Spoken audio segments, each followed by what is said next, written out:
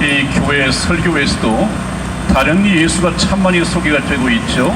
심지어는 하나님도 까불면 내 손에 죽어나는 그런 하나님이 전파되고 있습니다. 얼마나 미혹된 이 현실을 우리가 살고 있는지 지난번에 제가 그렇게 말씀을 드렸습니다.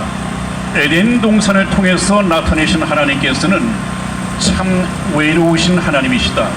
왜? 홀로 한 분이시기 때문에. 하나님이라고 하는 것은 하느님 사상하고는 좀 다르죠. 하느님하고 이 성경에서 말하는 하나님은 다릅니다. 하나님은 그야말로 홀로 한 분이신 하나님입니다.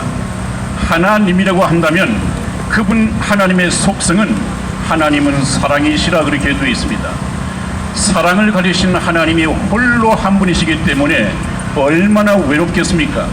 그 자신의 외로운 처지를 에덴 동산에서 아담을 통해서 말씀하셨다고 되어 있습니다. 아담이 에덴 동산에 있는 모든 것을 다스리고 소유하고 있지만 아담아, 내가 결코 행복해 보이지 않는다. 독처하는 것이 행복해 보이지 않는다.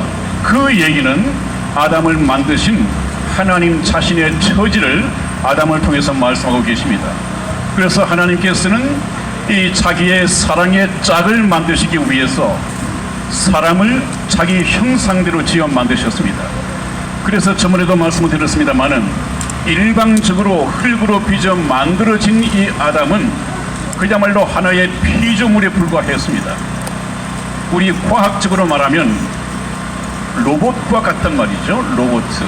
사람이 사랑이 갈급하다고 해서 여자 로봇을 만들어 놓고 인격적인 사랑을 나눌 수 없듯이 하나님께서도 자기가 사랑이 갈급하다고 해서 흙으로 사람을 만들어 놓고 인격적인 사랑을 할 수는 없는 것입니다. 그것은 사랑이 아니죠.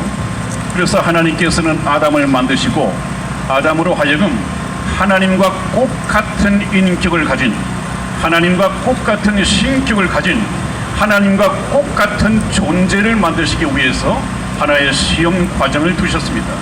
이 시험 과정을 하나님의 뜻대로 통과하면 하나님과 꼭 같은 인격을 갖춘 하나님의 사랑의 짝이 되는 것이고, 하나님의 이 시험을 통과하지 못하면 하나님과 원수가 되는 것이죠. 그러므로 하나님께서는 아담에게 프로포즈를 하셨습니다. 너는 내 말을 듣고 저 선악과를 먹지 말라 이렇게 말씀했습니다.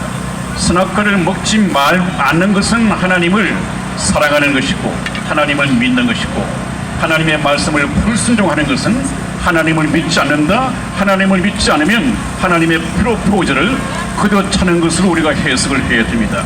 그런데 저와 여러분들의 근본 조상인 아담은 에덴 동산에서 하나님의 뜻을 거역하고 하나님을 믿는 대신에 하나님께 불순종하는 것이 죄가 되었고, 이 죄가 바로 오늘날 아담의 후손으로 태어나는, 아담의 피를 이어받아서 태어나는 모든 인류들에게 전수되어졌고, 그러므로 인류는 너나 할 것 없이 전부가 다 죄성을 가지고 태어난다.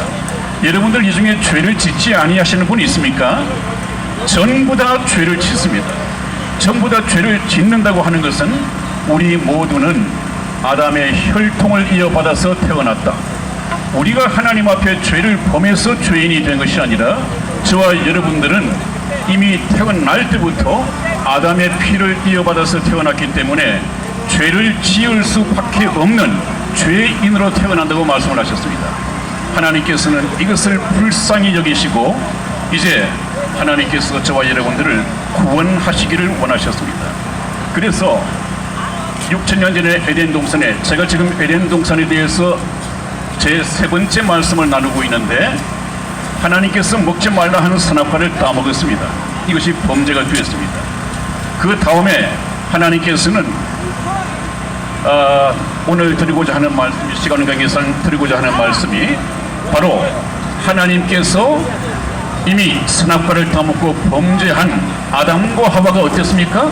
아담과 하와가 이 뱀의 말을 듣고 선악과를 따먹으면 하나님과 같이 될 거라고 해서 그 말을 믿고 따먹었는데 결과는 어떻게 되었습니까?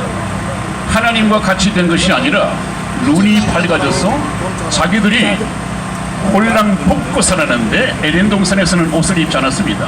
벗고 살았는데 그 부끄러움을 몰랐는데 하나님 앞에 범죄하고 난 이후에 자기들의 수치를 발견했습니다. 수치를 발견한 후 어떻게 했습니까? 큰일 났다. 우리가 죄를 범했더니 이런 변화가 왔다. 이렇게 죄의 수치를 안고 하나님 앞에 어떻게 나타나지? 이것이 걱정이었습니다.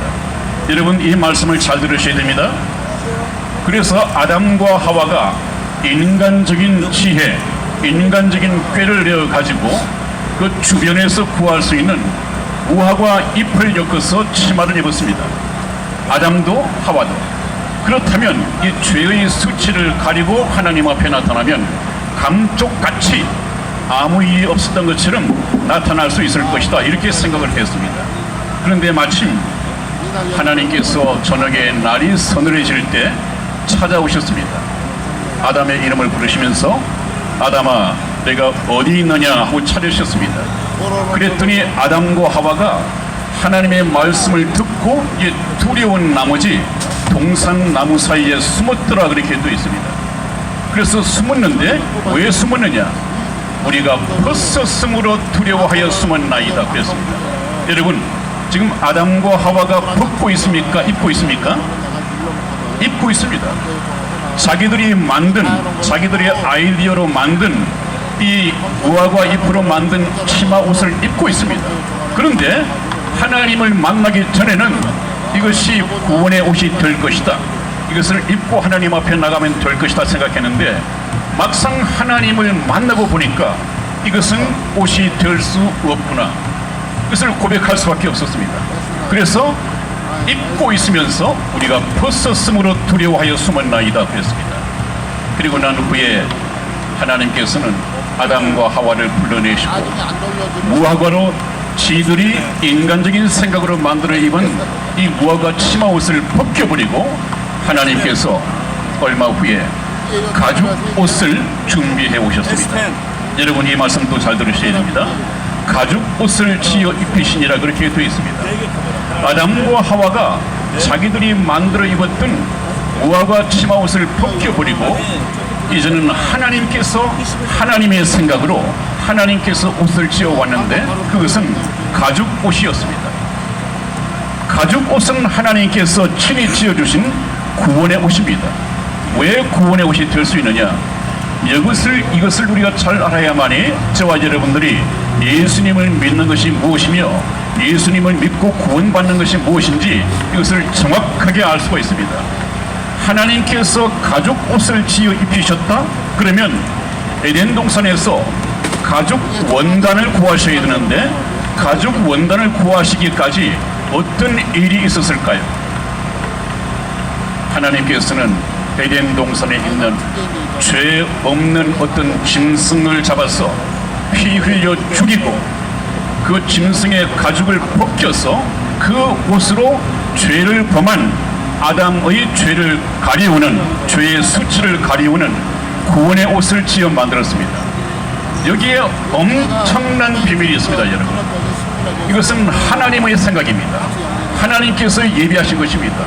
그러므로 앞에서 말한 아담과 하와가 지어 만든 이 옷은, 무화과로 엮은 치마 옷은 인간이 만든 이 세상의 모든 종교가 바로 무화과 치마 옷입니다.